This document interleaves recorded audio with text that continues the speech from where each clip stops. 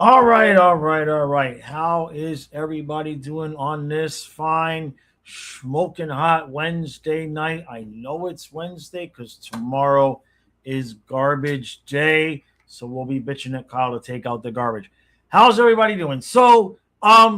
If it's your first time here, we just kind of chat around. I usually bring a subject to the table and then we go from there, depending on who and how many show up.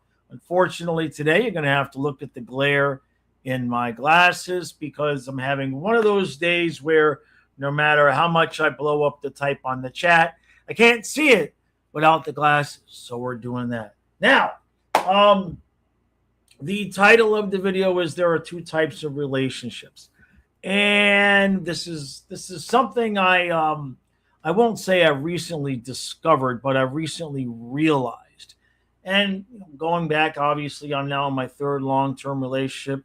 Looking back, talking with my friends, the clients I've had over the years, etc., etc., I really recognize that there's two types of relationships, and you can have all the bells and whistles or not. You can have somebody that you're great friends with, or you just mild acquaintance with.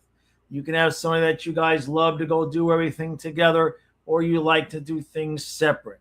You can have somebody who's really into their health or not into their health. None of that changes these two types of relationships. And the two types of relationships are as follows. You either have a relationship where both people have accountability, or you have a relationship where both people do not have accountability. I'm not even I'm not even going to say it's only men, only women, because I know I've known men that have had struggles with accountability as well. But those genuinely, in my opinion, are the two types of relationships. You either are in a relationship with somebody that can say, you know what, that's on me. That's on me. That's my bad, right? Or you're not. And I would venture a guess that the happiness meter for either side of those two relationships is going to be wildly different. Now, as a man, I'm 50. I'm going to be 55 a month from today, actually. And this is the first relationship I've been in where my female partner actually has accountability. And I'm not only talking about accountability for what takes place during the relationship, I'm also, and almost more importantly, talking about if they take accountability, whoever takes accountability for the things that we bring to the relationship, because though we're not all perfect. I don't know if you've been paying attention, but none of us are perfect. And the older that you get, the more times you've been in relationships, the more times you thought, "Ooh, this is the one." You do bring baggage. Doesn't matter who you are. Doesn't matter how much you hear people talk about. Well, I did the work, and I'm healed, right? I've done the work and I've healed. Well, there's only so much healing and preparation for a relationship that you can do without actually getting into the relationship. So many times, what will happen is somebody will take a specific amount of time off and they will think, okay, I'm good. I'm ready. I don't think any of the things that were issues before my relationships will be issues again. And really, all that's happened is just the things that bother them, the things that trigger them about relationships just have been absent because they have not been in a relationship. Duh, right? And so it's very important, especially as you get older, right? The more relationships you get to a point where you're like, can this be the last one? Please, please, I don't want to do this again, right? And it's very important that not only you, but your partner has the ability up front to basically say, hey, look, this is the good stuff, this is the bad stuff. And furthermore, to be able to recognize that in the course of the relationship, things are going to come up, and you have to be willing to say, look, this is on me.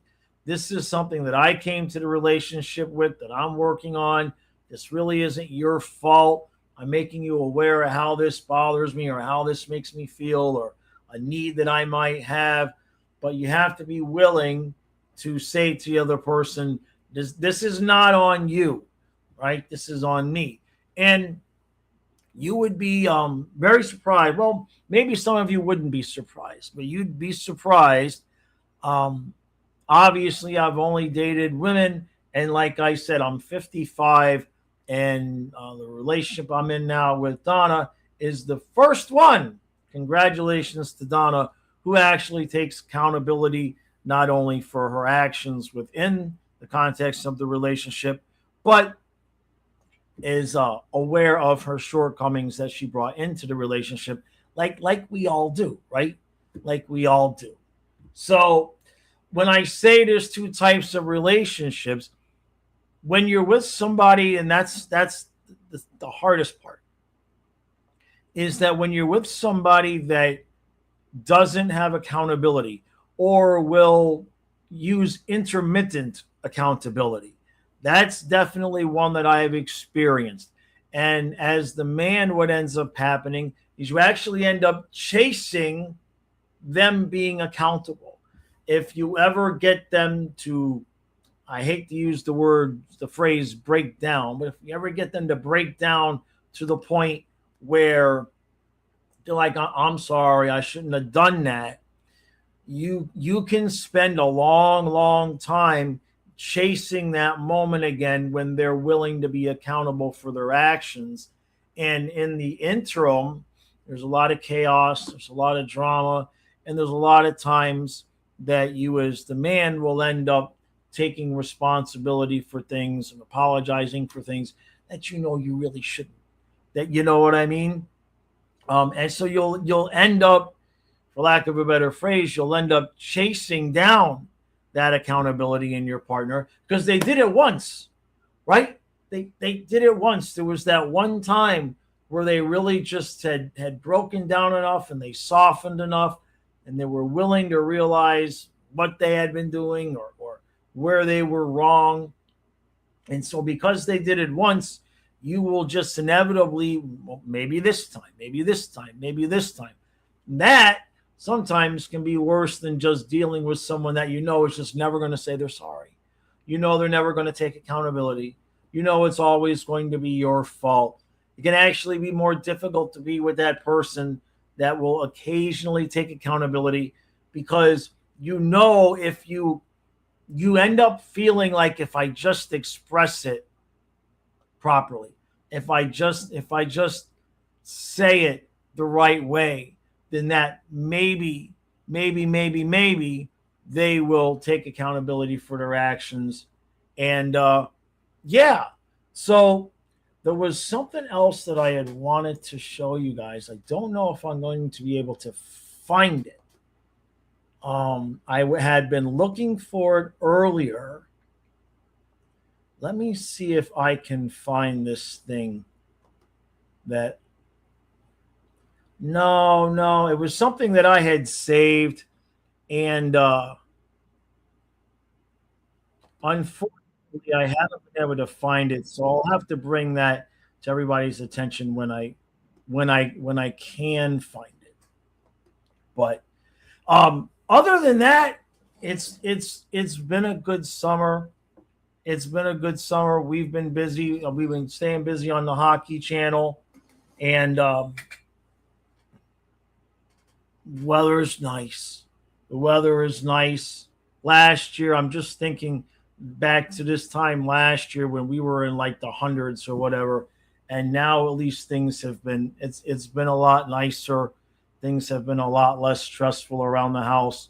And that's mainly due to me. I've made plenty of videos about it, right? So I guess it's now 2 years since Fluffy passed. And there's still days like today when I go downstairs and, the room that we stream our games in, all three of my dogs passed away in that room. And so, there's days when it just hits me when I'm walking down there and I still wonder to this day. I still wonder if I'll ever get back to who I was. I don't know. I still haven't felt right since that whole situation went down, and I don't know if I'll ever feel what I would consider right again. I don't know. That was a 4 month period of time that took a lot out of me. Hey David, how you doing, buddy? Good to see you. Are you still at work, David, or did they finally let you off the hook? I had to make myself some coffee. Donna and I were in the room sitting in our chairs chatting, and she fell asleep, and I was just about ready to fall asleep.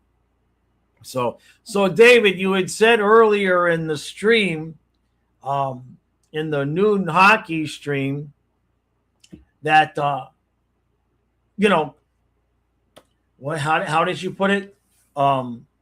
Just as the man, just always understand that you're wrong, and then everything will be peaceful. And I disagreed with you, and that's what I was talking about. Where I don't you got to have accountability. You both got to have accountability. It can't always be the man is wrong, right?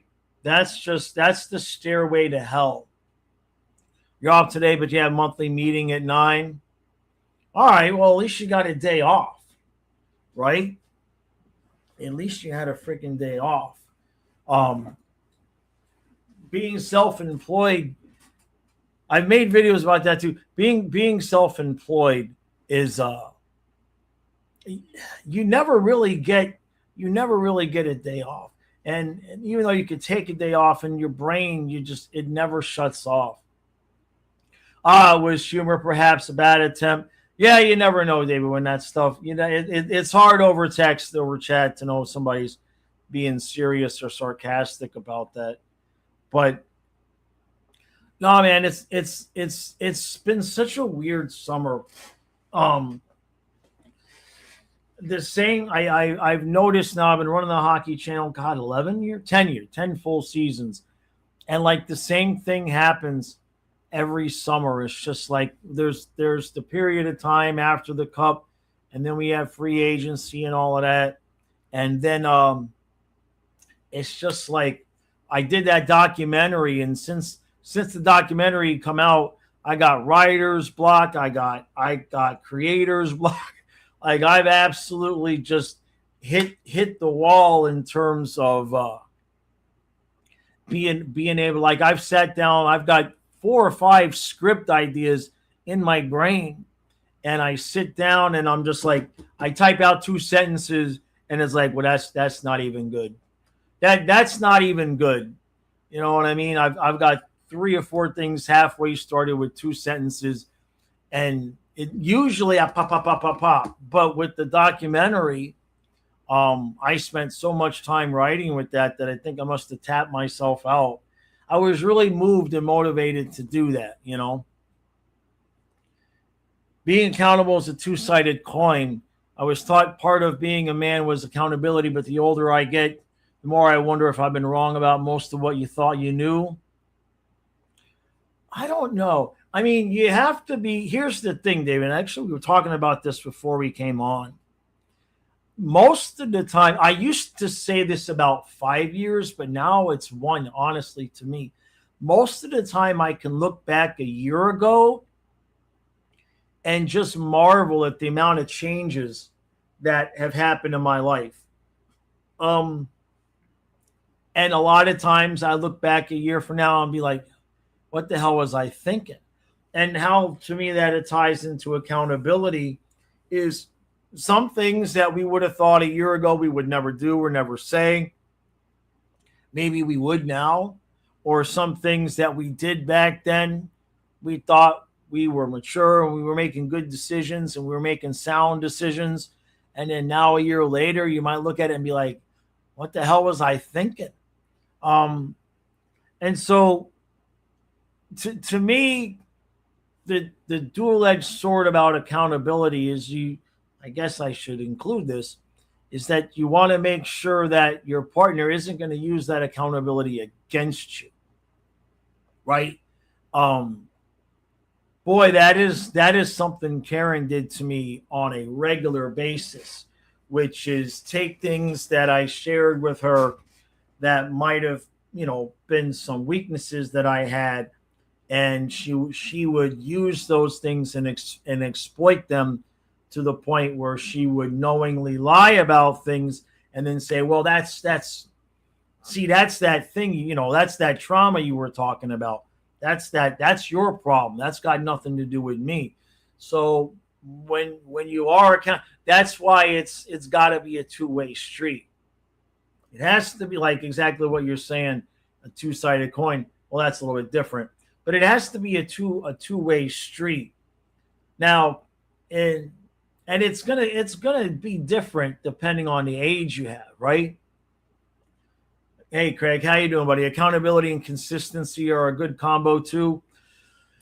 Yeah, no doubt, no doubt. Boy, consistency is a tougher one to find. Now, like I said, I'm gonna be 55. Donna is happily accountable. Consistency, though, I haven't I haven't met that one yet. But that's okay. I'll take accountability. I'll take accountability all day long. Um, inconsistencies and differences in moods and behaviors and stuff like that. I can roll with that. You know what I mean? We all, myself included. You know, um, I'm not moody. I don't get moody. I get depressed. Um, and it's certain times of the year, like, and this is one of those times of the year where it's just like the hockey is done, the football is done, free agency is done. And I'm so accustomed to every night, most of the time, right during the season, especially as we get to the playoffs, at least 5 nights a week, I'm like, hey, how you doing for 3 or 4 hours? And so when it's all over and done, that energy, I just kind of face plant. And so doing the documentary really helped with that. Because it kind of helped give me like a little bit of a purpose. And so, like I was explaining to David earlier, I've just got complete writer's block now. The documentary came out, and I'm just kind of like, yeah, I can make another Markstrom video or this, that, and the other thing, but I've just absolutely got writer's block. I can't write any scripts. So I figured we'd just start going live. At least it forces my brain to work that way. Yeah, Craig, like you said a few days ago, it took you 50 years. Exactly. David says also why I'm honestly so happy for you and others I see who find that partner. It's work. But what I was saying about it changes as you get older. For Donna and I, we both met at a very specific time that happened to be um we were both in the exact same spot. We had both just been through so much, right? That we both basically had the attitude of like, this is it. That this is who I am, flaws and all. You know what I mean? Like, I didn't pretend that we were going to be going and traveling and all of this stuff, and she didn't pretend to be something she's not. And we had just both been through so much stuff that we both just wanted somebody that we could just unload all the flaws to. Here's what's wrong, right? I got it. I was in an accident. I got a dented hood. The brakes are not the original. You know what I mean? We just went through it all, and we're like, you on it? You in? You out? Because, and so it was very, very timed appropriately. You know what I mean? And it's worked out because I don't know. I don't know if I would have found somebody. I somebody that would have dealt with what they've dealt with me over the last year. Yeah, after the dogs and everything passed, after all of that happened, So like I met Donna in February after all that had happened in that summer. And I think the first year after the dogs passed like that, I didn't really process any of that properly because 3 weeks after Fluffy died is when Karen left. So I spent 3 or 4 months that I should have been mourning my dogs and healing from all of that.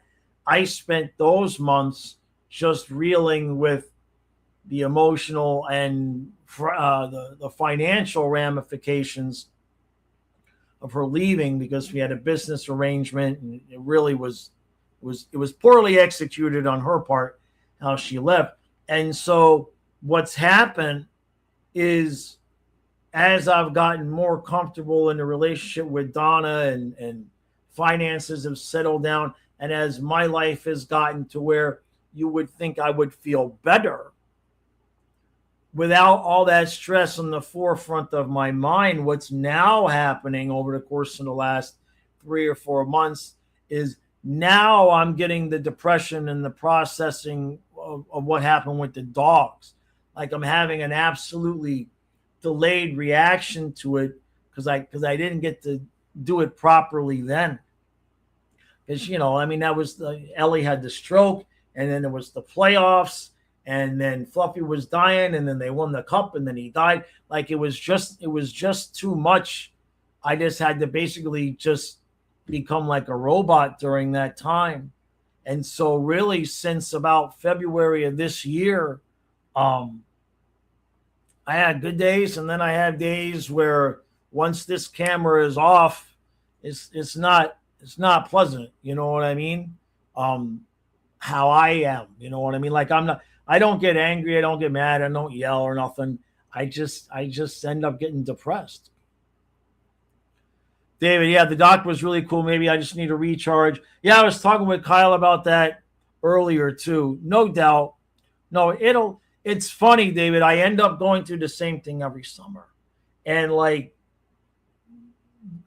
what ends up getting me back right, what ends up getting me back feeling right is when sports starts back up and I have that to do. You know what I mean? Before I had the dogs, we went to the river, we did all of our stuff.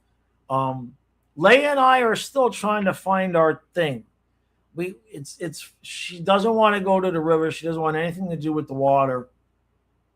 We have a game that we play in the house on the bed with the ball, and so we get along great. Everything's fine there. There's nothing like that. We're like peas and carrots, but we don't have the thing like we did with the 3 dogs where okay, we're going and we're going on adventures. She very much prefers being at home. Craig says that it's kind of like the room being empty and the echoes from the missing pieces of the dogs being gone. And even if the room refills, it's not quite the same. Yeah. Yeah. I mean, that it's like I was down there earlier today, Craig, and where we sit, where we're looking at the TV, it's like I can touch if I put my left hand, that's where Sonia died. If I reach out with my right in the front of me, that's where Ellie died. And right here is where Fluffy died. And so that room is just, and plus we won 2 cups, right? That's also the Verhaeghe overtime room, right? So I think during the season when I'm down there pretty much every night, I think that might help me keep things together more. And then when we shut it down for the off season, I'm just thinking about it now in real time. That might be part of what happens. You know what I mean? David says, I'm Irish and must guard constantly against depression as well. The strangest stuff can hit like a ton of bricks. A song, a smell, a laugh, but then I'm paying attention. But then if I'm paying attention, I can turn it into gratitude. Oh, yeah, and that's the flip side, David. That is the absolute flip side to it. Is like I can be depressed But at the same time, like I text my brother all the time. I'm like, I make a living talking about hockey. Like it blows my mind. I'm like, this is what I get to do, right? Like I'm not rich, but I'm paying my bills talking about hockey. I'm like, can you believe that I get to do this? So yeah, it's like a dual-edged sword there. You know what I mean? Um, but yeah, my brother Gene is full Irish. Brother Gene is full Irish. Shomer. Yeah. He was raised Catholic, and his mom had all the Irish stuff in the house at all times. But yeah, it's so yeah, unfortunately Leia's not going to be. I'm going to get her a mini pool, one of the little mini pools. I'm going to get her one of those and see if she wants to maybe get used to getting into the water, but I don't know. When the first time I took her was with me and Donna, and we went to the beach, and she got in the water like with me. And then a couple of times I took her to the river, and she got in, but begrudgingly. And then the other day I took her, and she wouldn't even get in. She was like bucking like a bronco. She wanted nothing to do with it. So I'm not gonna force her. You know what I mean? I'm not gonna force her to do it. So there'll eventually be something that we figure out. And like David, like we've talked about, what it was doing for my health, right? Because what would I be out there 4 or 5 days, 4 or 5 mornings a week? I would be sending out the shorts from the river with the dogs. You know what I mean? And so I was walking in that water. We'd be there at least a half hour to 45 minutes. If we went to the beach, we'd be there 2 hours. Now I've been walking around in the water, and all that exercise I was getting really made a difference. Hey, Jackson, how you doing, bud? TV and music can hit me like I'm watching the TV show Alice. I automatically think of my mom, and since we watched it when I was a kid, the memory can be good or a bummer. Yeah,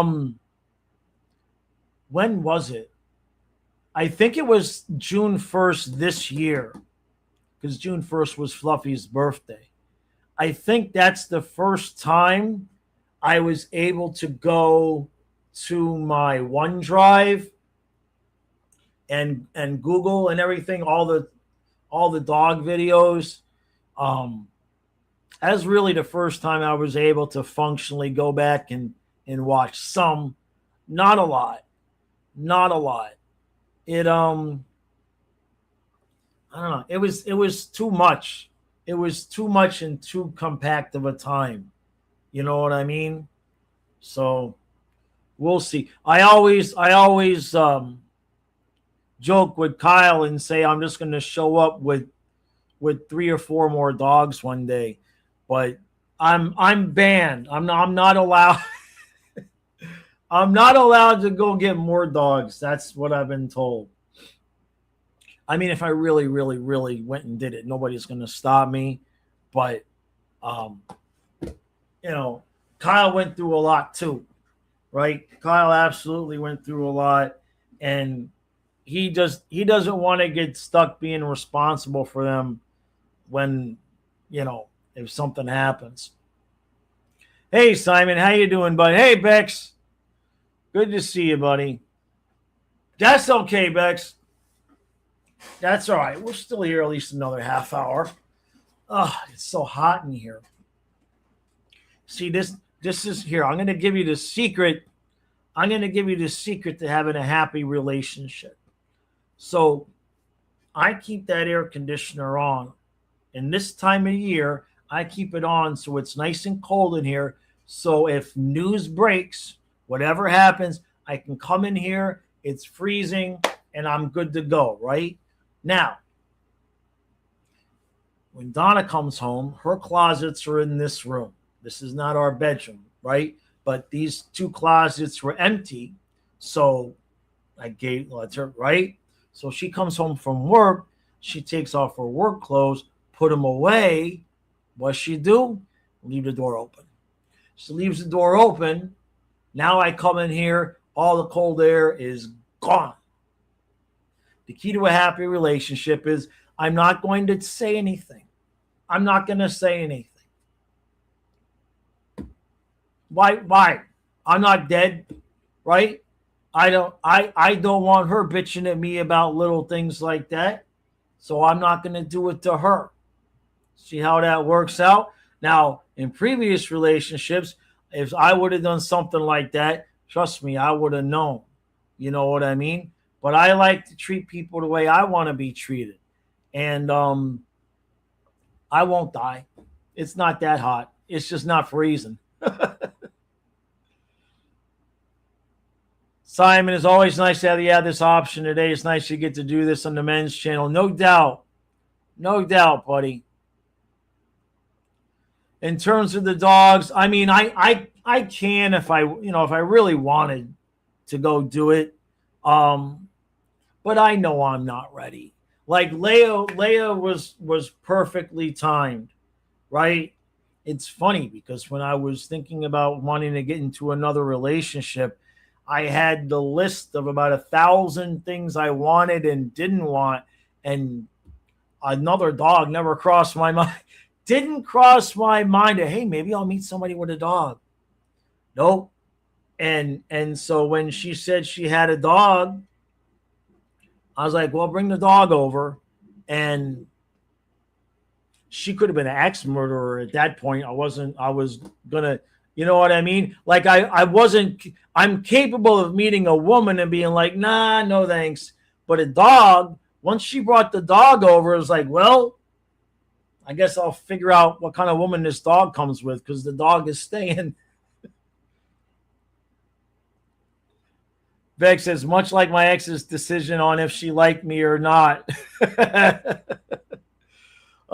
Bex, we started off talking about the two types of relationships being you're either in a relationship where you both have accountability or you don't.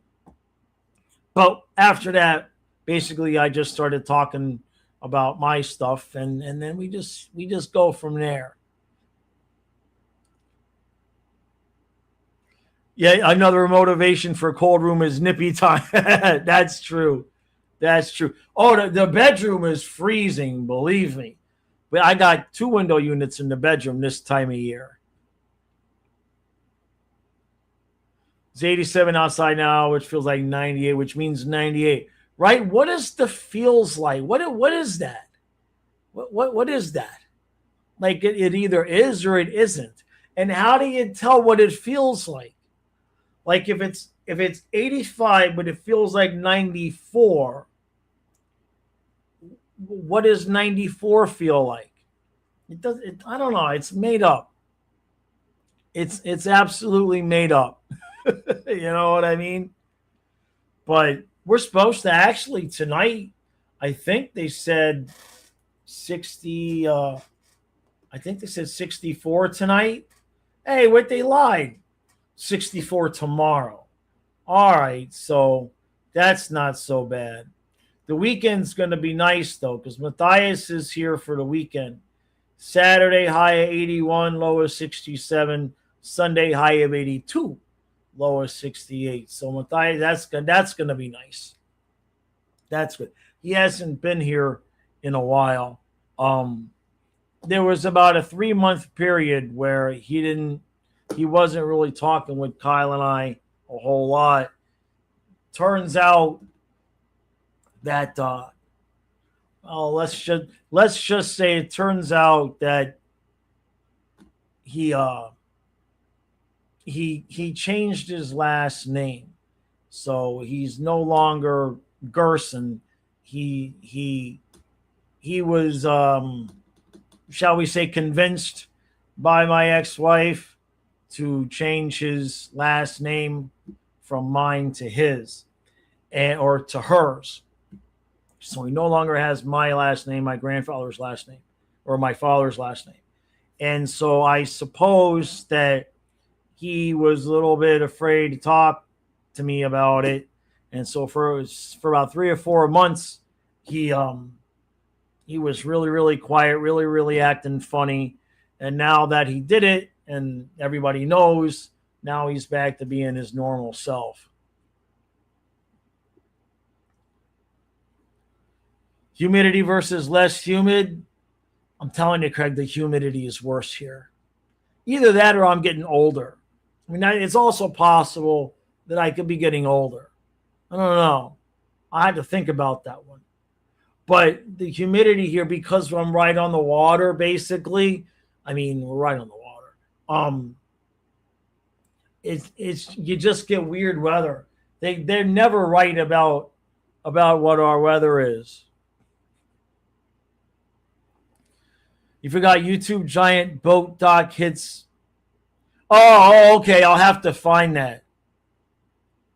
Yeah, I sometimes I'll sit down and I'll watch the boats going through the Holliver Inlet and them sinking and not sinking but getting swamped. I tell you, it doesn't matter what subject you find. The comment sections in some of these videos is just absurd. With just like it used to be where it was just certain topics would get guys fighting. But like, what did I see earlier today? What was it? It was a long distance caster. So I guess they have competitive casting, like fish casting. And so this guy cast is supposed to be like a 700-foot cast, 700 foot, 700 yard. I forget what it was. And at the end, he ended up with a little bird's nest because I guess he slows it down on purpose for whatever reason. And so he does this cast, and there's a little bird nest at the end. And of course, he cuts off the video before he fixes up the bird nest. And so somebody comments, hey, man, that's a hell of a bird nest you got there. Like, I don't know, 75 replies to just the one comment. And the guy's fighting in the chat like it's a fishing video. And the guys are fighting. And it just makes me wonder how many of them are actually real versus guys just, maybe it's bots fighting with each other. It's just wild. Is that something you ex talked to you about? Bex, is that something your ex talked to you about also before she brought up to Kyle? I guess he's an adult now with me and my ex. It's hard to find to communicate certain things. So, no. The relationship, there is no relationship left between me and my ex, and kind of pretty much almost to that point with Kyle as well. Everything is good with Matthias, but he lives with her. Kyle lives with me. The way my ex did it was very, very sneaky. We'll just leave it at that. There's no communication there. There's no. It was, and unfortunately for me, what she'll do is she'll put me in a position to where she knows I won't confront Matthias about anything because I just want him to have a good time when he's here. I just want him to enjoy his time. I don't want him to be stressed about the time that he comes over to Dad's and Kyle's. And so she will use that knowing that she can get away with doing some pretty nefarious things. Now, my dad, on the other hand, gave her what for. My dad absolutely just blasted her with both barrels of the shotgun. But she planned it purposefully. First, what she did was she had Matthias fill out the paperwork so that he's his own. He's responsible for himself. He's, you know what I mean? So like he's disabled, but he's not considered to the point where she would have to make the decisions for him.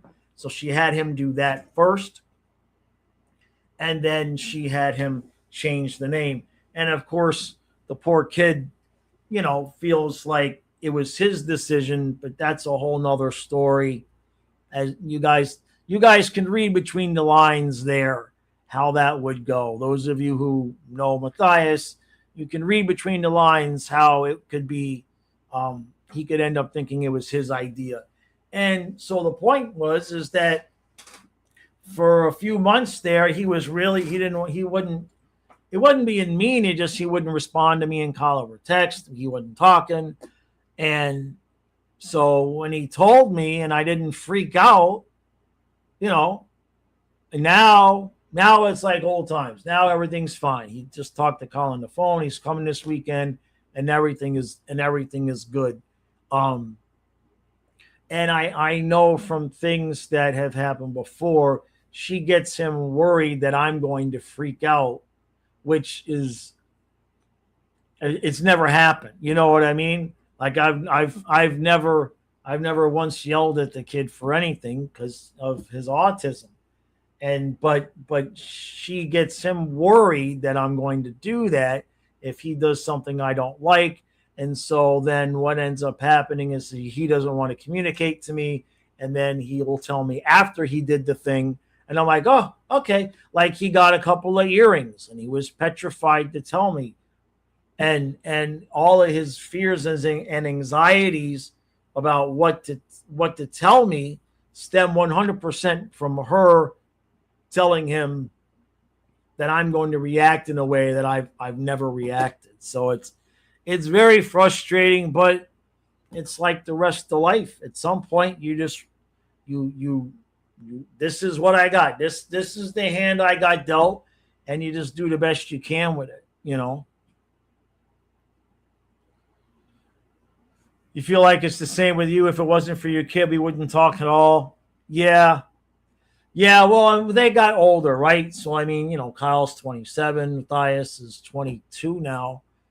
So they got older to the point where we can communicate with things. My dad was obviously pissed. You know what I mean? Not that I'm happy about it, but you know what I mean? It's he's not gonna get married and have a bunch of kids, right? And it's just not something I need to make a big deal out of. You know, what good is it? What good is it going to do me? It's just going to drive a wedge between me and him, which is what she wants. No, Bex, it's fine. It's fine, Bex. That's what these conversations are for, right? But yeah, there's no sense in me reacting any kind of way, because it ain't not going to do any good. Not going to do any good. Yeah, Bex. No, and it happens. It absolutely happens. And it took a long time. Truth is, it took my parents a long time to actually grasp what she was doing.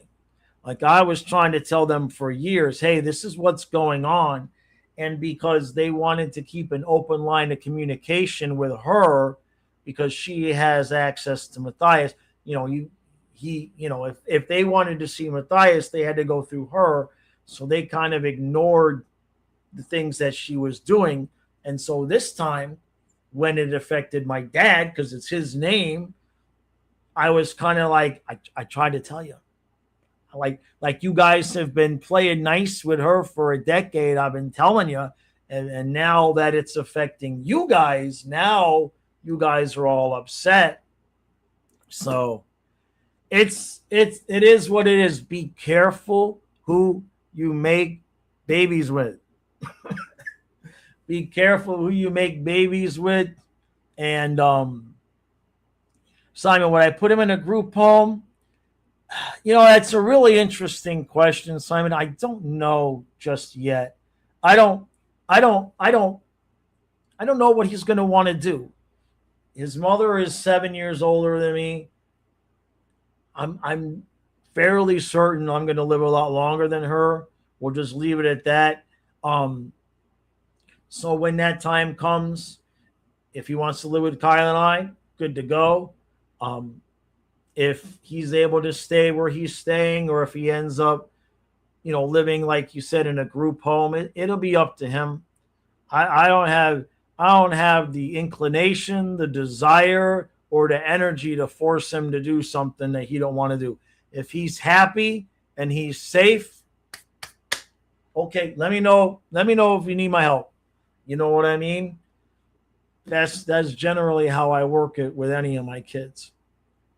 Another lawnmower, yeah. No, definitely not. Matthias is not that kid. Matthias is not that kid. No, he's capable of doing things for himself, but I don't know. It doesn't go well a lot of times when you ask him to do something. He gets, like, for him, like, home is like should not be work. You know what I mean? So, but it's all good. I had a day about it. I was obviously upset about it. I told my dad. I told my parents. And my dad said his piece, and I don't know if I haven't talked to them in a couple of days. I don't know if Matthias is talking with them right now, but hey, he'll be here this weekend. It's all good. You know what I mean? We're taking him to the casino. His birthday was on the 12th, so we're taking him to the casino. There's a casino right in Dover. Apparently, he's taken to playing blackjack, which is his father's game. So that should be fun. I don't really plan on gambling, but he likes to go and play blackjack, and then get a couple of drinks there. I guess they got a new bar that's like a rotating thing. So he's enjoying being an adult. You know what I mean? So how all that works out, you just never know. I could drop dead tomorrow, and then all those plans go out the window. You know what I mean? So if something happens to me, brother Gene has got his house. He's got a whole separate apartment ready for Kyle if something happens to me. So that's not a big worry. Did we mow today? No, I was gonna. But I saw the weather's going to cool off for the next few days, so I figured I'd wait. So, but Kyle mowed half of it yesterday. This same gnat that was in here for the noon stream is now in here putzing around with me in this one. So, but yeah, Bex, I mean, that's how it goes, man. The exes, it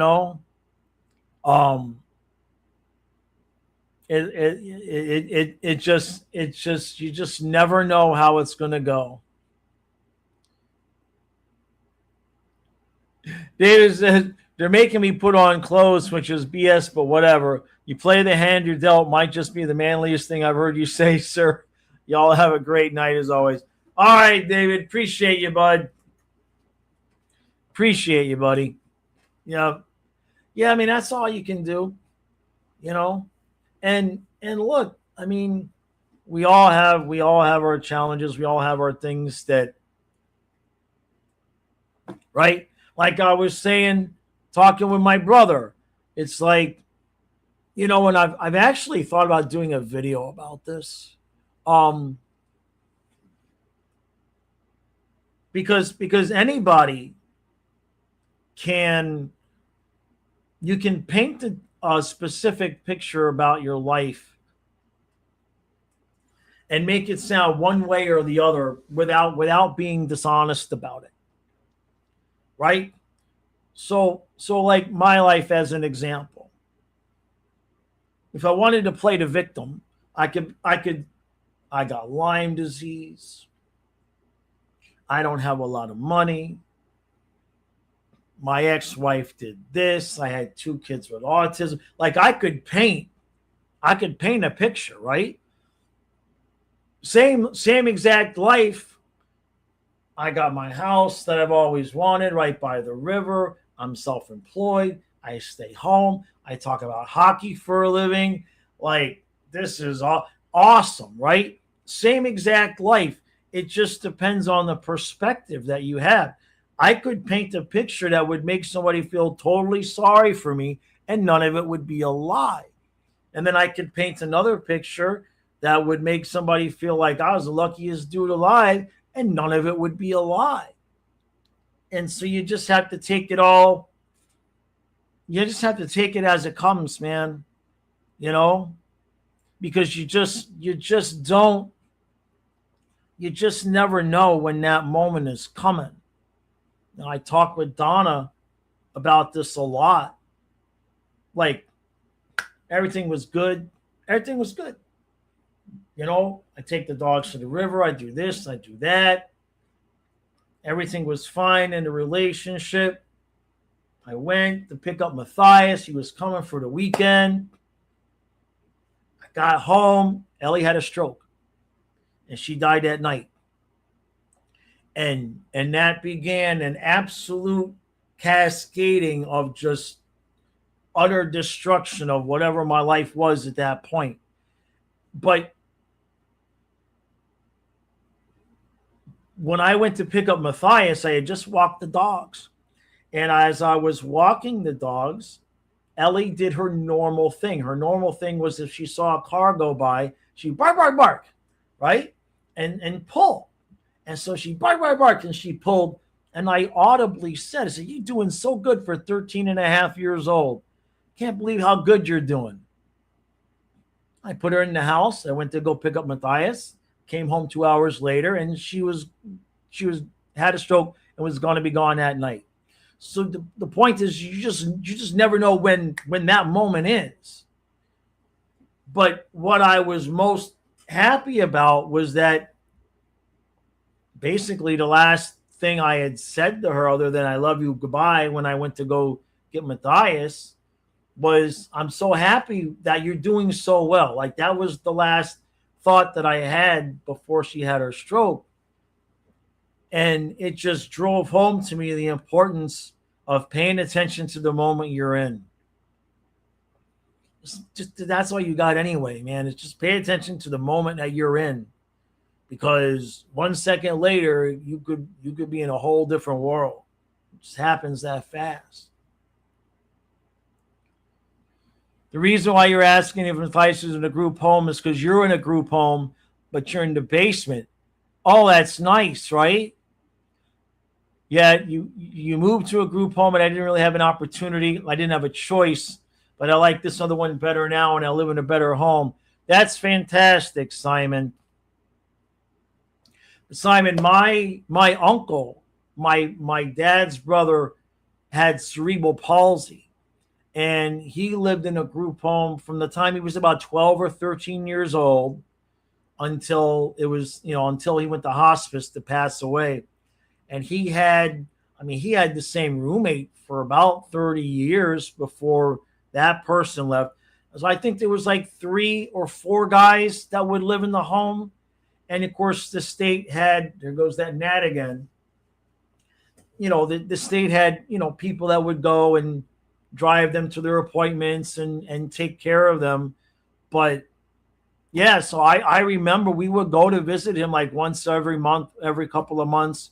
I didn't go every time, but my dad and grandfather would go at least once a month. It was a group home in Naples. So we lived in Miami, and they'd drive to Naples to see Uncle Mark. I went with them every once in a while. I don't know how Matthias would do in that atmosphere. Functionally, he'd be fine, but whether or not you could find the right mix of personalities, that could get a little dicey. Does he like cooking? No, that's the thing, Simon. Is he, Matthias, like, he could technically do it.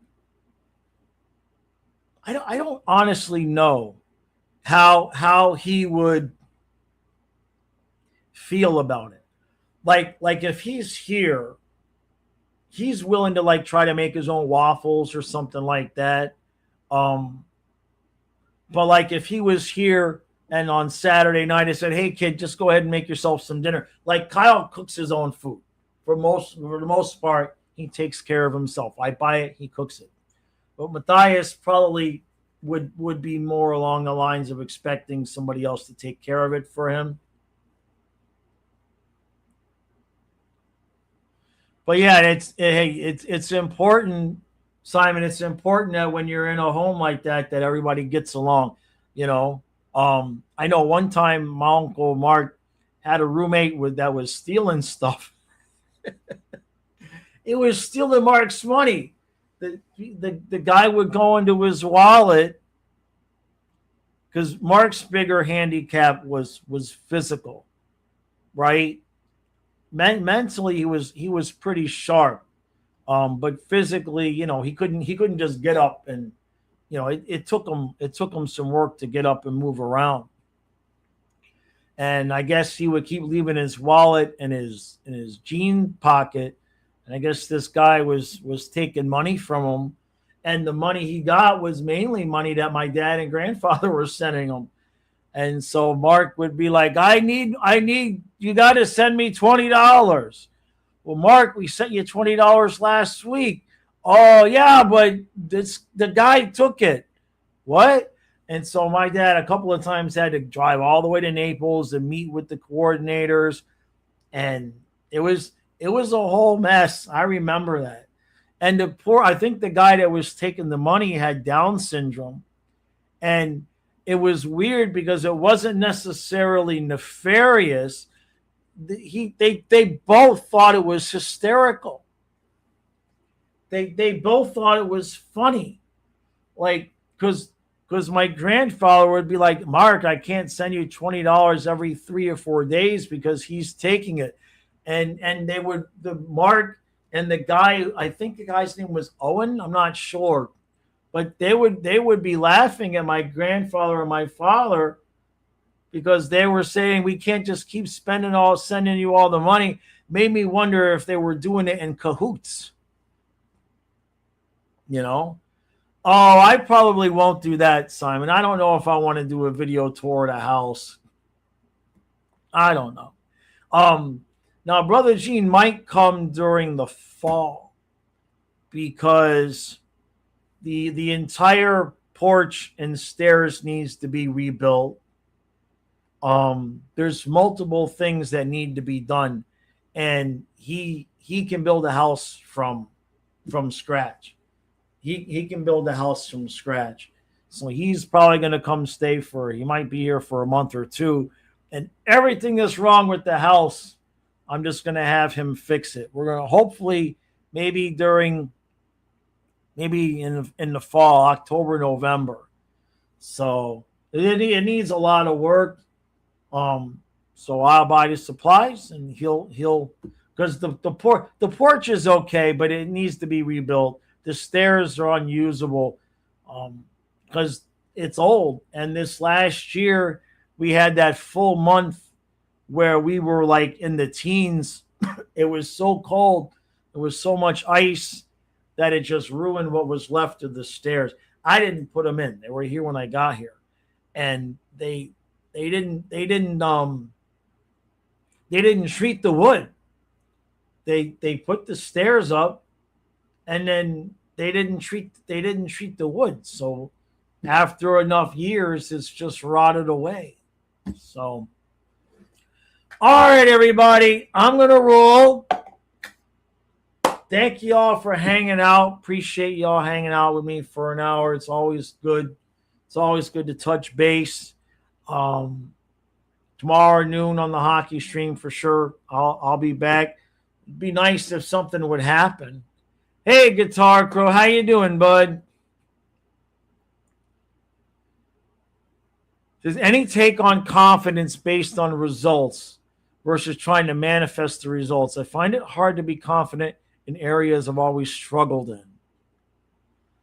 Oh, let me think about that for a second, because it sounds like something I've been through.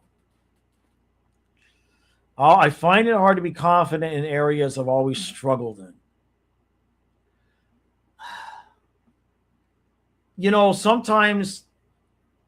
Sometimes the easiest way to get past that is, and this sounds really stupid, um, is to just accept where you're at.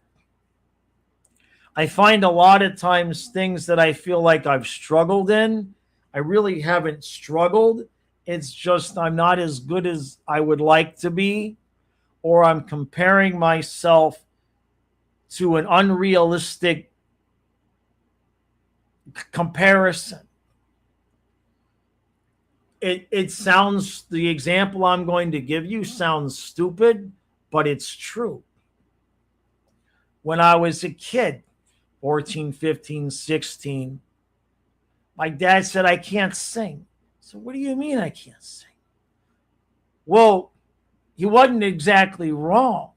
And so what the problem was I was so busy trying to sing like Daryl Hall and not sounding like Daryl Hall that I didn't realize that if I just tried to sound like Oates, I actually sounded pretty good.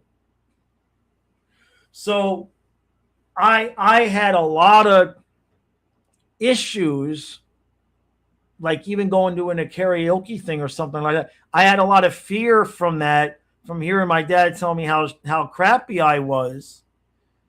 But I was trying to be something I wasn't going to be. Like there's like 4 people that can sing like Daryl Hall. And I just was convinced that if I just kept trying, right? And so, but and it what the mental block that I put there was that when I would switch to the Oates voice, when I would switch to that, like mentally, I'd be like, yeah, I know I can do that, but I want to do this. Instead of just focusing on developing what skill I did have and just being okay with what I had, I was like, yeah, I know I can sound like Oates, but I want to sound like Hall. And it took me a while to just get to the point to accept, like, sing like Oates. Just that's what you got. That's what it is, man. You know what I mean? And so once I did that, when I was younger, once I did that, then a lot of the lack of confidence went away, because then people started saying, "Oh, hey, actually, you sound pretty good, right? You sound all right." And so the reaction became completely different. And so that would be the first thing I would look at with whatever you feel like you're struggling with. It's like, what's your goal? What are you comparing it to? What are you trying to reach for? And is it realistic? Right? That would be the biggest thing, because I think so many of us, especially now, it's so easy to compare yourself to somebody else or something else. Like I used to do it with the hockey videos. You know what I mean? Like I used to get depressed as hell. It's like I've been like 200 views, and I see other channels and it's like 2,000 views, 4,000 views, and I'm watching mine and I'm watching theirs, and I'm like, man, I know I'm better than that, but I just accepted what it is. You know what I mean? And instead of me feeling bad about however many views, I've just accepted that's what it is. If something happens better down the road or whatever, but I just got to a point where I decided I'm just not going to struggle with this anymore. You know what I mean? I'm not going to do this to myself anymore. Saying even keel, yeah, that too, Craig. Absolutely. Simon says, so in Canada, I was with a bunch of guys and was really just too noisy. So I had to advocate for myself, and it was really hard. And then now you live by yourself. Oh, nice. That's nice. Yeah, and they all live upstairs and you're downstairs. Yeah. I don't know, to be honest, Simon, I don't know if what Matthias would be able to make. He lives with his mother. When he's here, I cook for him or Kyle cooks for him.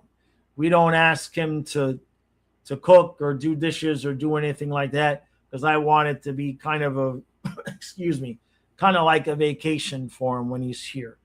If he had to live here, then maybe it'd be different. You know what I mean?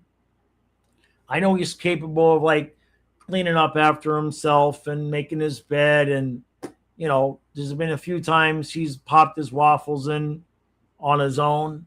Um, but if left to his own devices, he'll just snack. You know what I mean? Like if dinner's not ready, he's not going to go make dinner. He'll just go find a bag of chips or something and start snacking. Kyle can, he can take care of himself that way. That was one good thing that Karen did, was she taught him how to cook some stuff. So, credit due where credit is. The only problem with how Kyle cooks is he cooks like Karen did, where she would use she loved mixing bowls. Everything had to be put in mixing bowls and used with the tongs and the different utensils instead of just putting everything in the pan and stirring it with a fork. So when he cooks, there's stuff all over the place if he decides to cook. So, Guitar Crow, did that answer your question, bud? I know it was an odd analogy, but that's what I kind of felt on that was, a lot of times we just end up feeling like we're not confident about something that maybe we're better than we think. Sometimes you just have to figure out the lane that you're in and accept it and then see what happens from there. So, all right, I do have to roll now because I have a date. I have a date with my dog. I have a date with Leia's waiting for me. She's outside out in the door. I'm getting ready to take the hat off because that's what I usually do. So we'll do this. Thank you all for joining me. I had a good time. Appreciate you all. Yeah, it's okay to be noisy. Exactly, Craig. Exactly. All right. I didn't end up singing like Daryl Hall. Me and the other 8 billion people, right? Exactly. All right, everybody. Appreciate you all. Thanks for hanging out. And I will see you mañana. And come on, Panthers, do something. Do something. Like sign Schmid. Something. Get us a third goalie. Something. I'll see you tomorrow, guys. Thanks.